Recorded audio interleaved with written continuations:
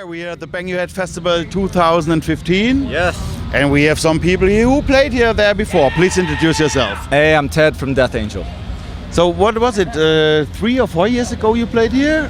What was your first time at Bang Your Head? First time was 2004. 4, okay. The second time was 2006. The third time was 2011. The fourth time is today, 2015. So you have a passport saying I'm living in Baling or something? Yeah, we've been here quite a few times. It's a great festival. Yeah. The crowd's awesome. The people who work here is great, and you know, it's just one of the great festivals out of all of Europe. Yeah.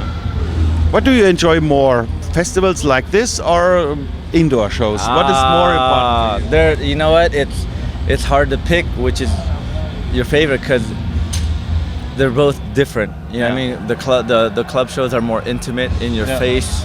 You know, the diehards, and the festivals, it's really a lot of people, and you know, a lot of people who probably haven't seen you, and you have your diehards, and it's just a lot bigger stage. You know, the atmosphere. It's different. I like them both for different reasons, so it's really hard to pick which ones I like best.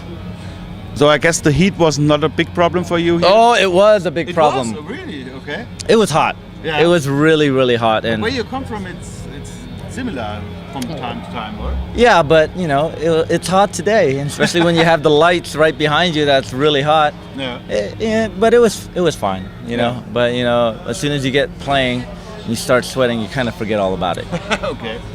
So your last release was a live record. You played here live today. Yeah. This the latest release. The latest, the last release? No, the last would be you would never do anything else. I know what you mean. The last album was The Dream Calls for Blood. What we just released is a thrashumentary and a live album. Yeah. So where was that recorded? It has a brilliant sound. Oh, thank you. It was recorded last December in our hometown in San Francisco. We played a Christmas show. Yeah. You know, and we just decided to record it just to have it, and then we decided to release the thrashumentary, and goes, you know what, we have this live recording we did in San Francisco. Why don't we just add that to the thrashumentary and, you know, give fans a bonus. No. You have a huge catalog meanwhile after all these years. So is it hard to pick songs, what to play live? It is. But, you know, usually we pick the songs that we know it's going to work well. Yeah. But on this, recently we've been playing a lot of songs from our last album. I mean, we're proud of it. And it's, you know, the reviews from the fans and the press have been well, and we're so proud of our last record that, you know, when we do a headlining set, there's like 7 new songs on our record. Oh, okay. Yeah. Then we at least touch 1 or 2 from all the catalogs. Yeah. You know, I mean, some people want to hear this and some people want to hear that, but you can't please everyone, you know. So you're in a pretty happy situation because you are, on the one hand, you are an old school band starting with this thrash stuff, but on the other hand, you started doing modern stuff pretty early in your career. So nobody can say, oh, they got modern. Yeah. So you mix the old school with the modern. So is it still music that just comes out of your heart, or is there any plan behind it? Well, there's never actually a plan, you know. It's just, we're musicians, we like to jam, we like to create. So it's basically what we're creating is basically a moment in time. Yeah. You know, we don't sit there and go, we need to write a thrash record or we need to write some acoustic. It's just whenever we pick up our instruments, whatever comes out, then it comes out, you know. Then we put it together. But there's never really a plan of what style to write or where to go, you know. It just all comes out. Your productions all have a big and really powerful sound, but on the other hand, at least to me, they sound pretty natural. So do you have a look at that? You don't do too much with Pro Tools and triggered drums or something like that? No. Everything's pretty much natural. I mean, we use Pro Tools. It's just, of course, it's a recording. It's a recording thing, but you know, we try to keep the sound as natural as possible. No triggers. You know, we still mic the amps. Some people like to, you know. Thank you. Some people like to do other things, like you know, there's probably processors where you go direct. But we're you know, we use modern technology, which is Pro Tools, but we also use the old school method of miking an amp and you know, start and record start to finish.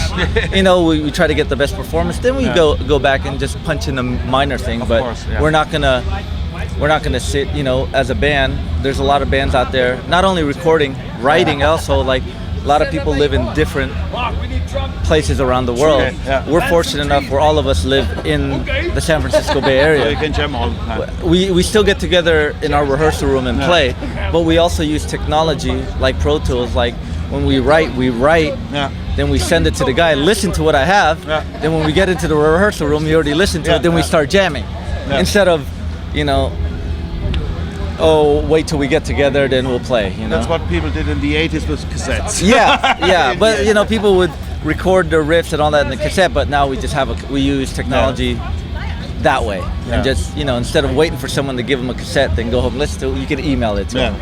But we use that, but we're still an old school band of, we need to get together in a room, you need to plug in and turn on the Yeah. amps and play, because that's how we grew up, and that's how we like Yeah. to.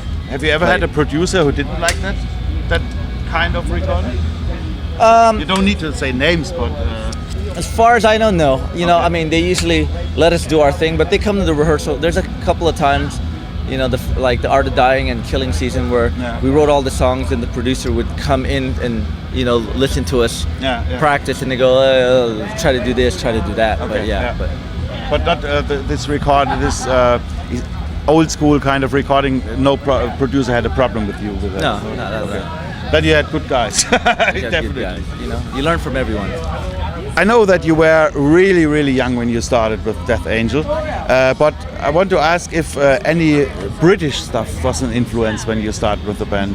Well, yeah, I guess. Well, basically, the band started because they saw Kiss in 1979, Dynasty tour. Those guys saw Kiss, but you know, of course, there's an influence on the British stuff. You know, Iron Maiden, Judas Priest, Yeah. even stuff like Tigers of Peng Tang and all that. They play here at this festival. Yeah, tomorrow. Yeah. You know, so yeah, I mean, Scorpions. Yeah. Even though they're German, you know, Scorpions Yeah. accept those. You know, we still use them as influence. Okay. You know, but yeah, the British scene, Motorhead as well. Yeah. You know, they're an influence. Was it hard to get this stuff in the USA, or was it distributed well Back then, Yeah. it was actually, there was only, you know, the big record stores weren't carrying records. Yeah. You had to find these boutique record stores who carry imports, Oh, and it's yeah. usually the owners who own the record stores that are really into it. Like you know? Brian Slagle from Metal Blade. Yeah. You know, and we had a record store in San Francisco called the Record Vault, Yeah. where it was the only record store. Everyone went there. You know, you could find bootlegs, you could find imports. Yeah. You know, so that was cool. Or another avenue would be like fanzines. You'd read, Yeah. you know, pen pals. You'd write, hey, you have that, I have this. You know, it seemed like, you know, in the Bay Area, a lot of people were into the new wave of British heavy metal and the European metal, and a lot of Europeans were into the Bay Area metal. So there was a lot of exchange. So that's that true. kind of helped. So it was hard to find at big record stores, but you had to go to boutique record stores to find them, or know people who knew how to get them. So when you're on tour and you have a tour bus and you listen to music, there's still some old school stuff. We bear, you know, we listen to metal every now and then, but everyone has iPods, so we have our own. We listen to our own, but you know, everyone still. Will, our drummer, listens to metal, you know, a lot. Yeah. But we all listen to a lot of stuff. Like Mark listens to he listens to a lot of like Nick Cave and Tom Waits, Yeah. you know, and you know, a lot of non-metal stuff. But you know, every now and then metal comes in. The classics, the Iron Maiden, Judas Priest. Like the other night, we were on Shuffle and Judas Priest came on, Fever from Screaming for Vengeance. Like, you know, you got to play that.